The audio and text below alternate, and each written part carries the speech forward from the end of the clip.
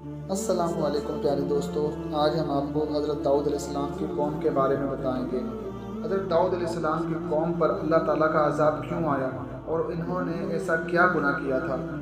حضرت داؤد علیہ السلام کی قوم کے 70,000 افراد سمندر کے کنارے ایک ایلا نامی بستی میں رہا کرتے تھے۔ ان لوگوں کو اللہ تعالیٰ نے ہزاروں نعمتوں سے نوازا تھا، لیکن جب راحت و سکون آیا تو یہ اللہ تعالیٰ کی عبادت سے محروم ہو گئے اور اللہ تعالیٰ کی نافرمانی پر اتر آئے اور طرح طرح کے گناہوں کے اندر مبتلا ہو گئے۔ اور پھر ایک دن اللہ تعالیٰ نے اس قوم کا امتحان لینے کا ارادہ فرمایا اور حضرت داؤد علیہ السلام کو وحی بھیجی کہ اپنی قوم سے کہہ دیں کہ وہ ہفتے والے دن مچھلی کا شکار کرنا بند کر دیں۔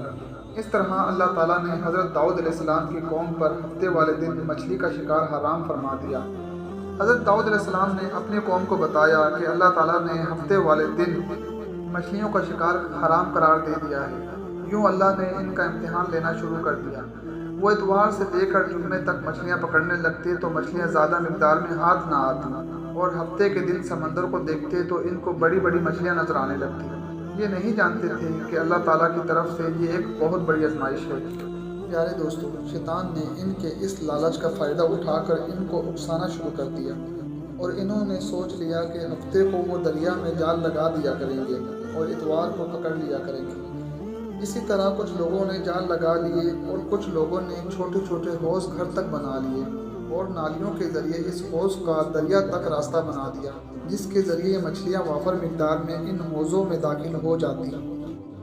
اس قوم کے بدبخت لوگوں کو شیطان کا یہ ہیلا بہت پسند آیا، لیکن اس قوم نے یہ نہ سوچا کہ جب مچھلیاں سمندر سے آ کر حوضوں میں قید ہو گئی تو پھر یہ مچھلیوں کا شکار ہی ہو گیا۔ اب اس بستی میں 3 گروہ بن گئے۔ ایک ان 70,000 میں وہ لوگ تھے جو ان نافرمان لوگوں کی بار بار اصلاح کرتے، دوسرے وہ جو ان لوگوں سے نفرت کرتے اور خاموشی اختیار کیے ہوئے تھے، اور تیسرے وہ جو گمراہ ہو کر اللہ تعالیٰ کی نافرمانی کر رہے تھے۔ تو یوں نیک بندوں نے اس بستی کے بیچ میں دیوار کو کھڑا کر دیا اور اس بستی کو 2 حصوں میں تقسیم کر دیا۔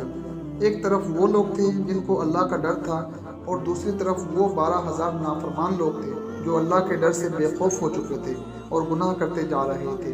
بس ایک رات اللہ تعالیٰ نے ان نافرمان لوگوں پر اپنا عذاب نازل فرما دیا اور وہ سب بندر بن گئے۔ بس جیسے ہی صبح ہوئی وہ نیک صالح انسان اٹھے، انہوں نے محسوس کیا کہ دیوار کے اس طرف سے کسی انسان کی آواز نہیں آ رہی۔